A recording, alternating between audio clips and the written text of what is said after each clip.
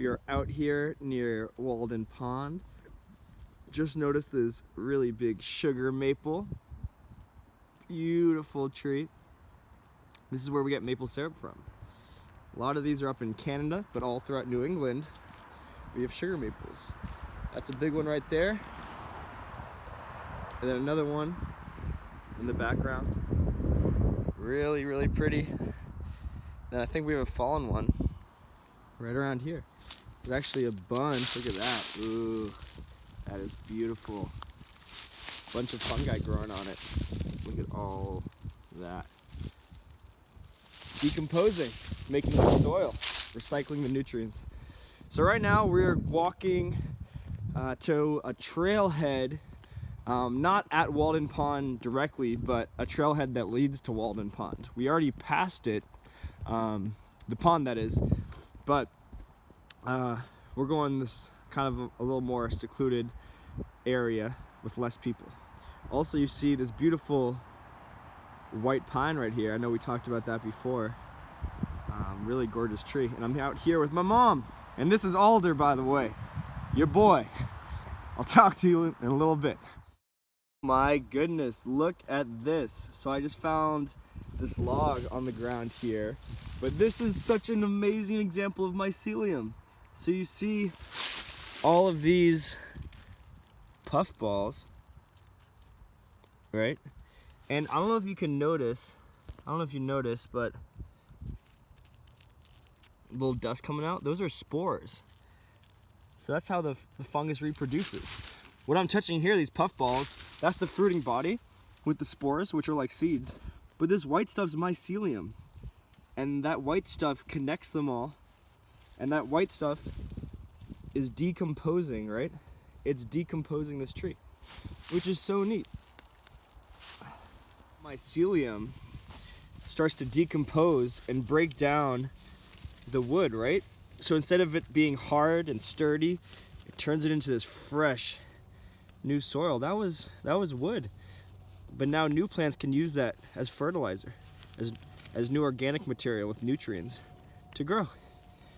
And that's all because of the fungi, right? The mycelium breaking down the wood. So cool. I believe this to be turkey tail fungus. I'm not sure if it is though. We'll have to confirm. But it's good to get a guess, even if you're not sure. Get your guesses down, then you can look it up. Get yourself on the right track to find something you're looking for. So pretty. Look at that. So you can start to visualize, right? That mycelium we saw earlier is all throughout this log here. Really, really cool. So that tree fell down, right? A bunch of trees fell down.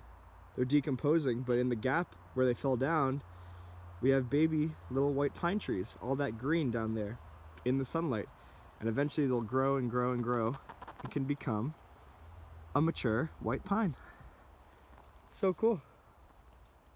Love it. There's another little hemlock growing in the shade of the big white pine. So up there we have the dominant species white pine, and then right in the shade is hemlock. So the hemlock is tolerant of low sunlight, where the white pine actually sheds off its lower branches. You see all those dead branches purposefully so that the top of the tree can have all the energy invested into it. Because if there's lower branches but the tree doesn't like shade, those branches won't do that well. So the tree says, you know what? I'll just invest my time with the branches higher up, and I'll self-prune the lower ones, and they'll fall off. Doesn't mean I'm unhealthy. It just means I've adapted to the sunlight in this way. But the hemlock says, well, you're all the way up there. You create shade. You know what? That's all right. There's space below. You know, I'm cool with the shade. So the hemlock kind of hangs out down here. Very, very neat. Succession. It's beautiful.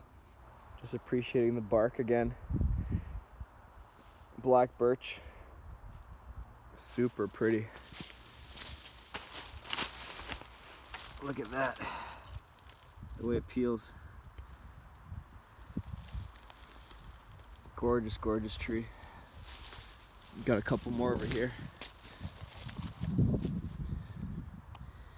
Birch trees actually are why my name is Alder.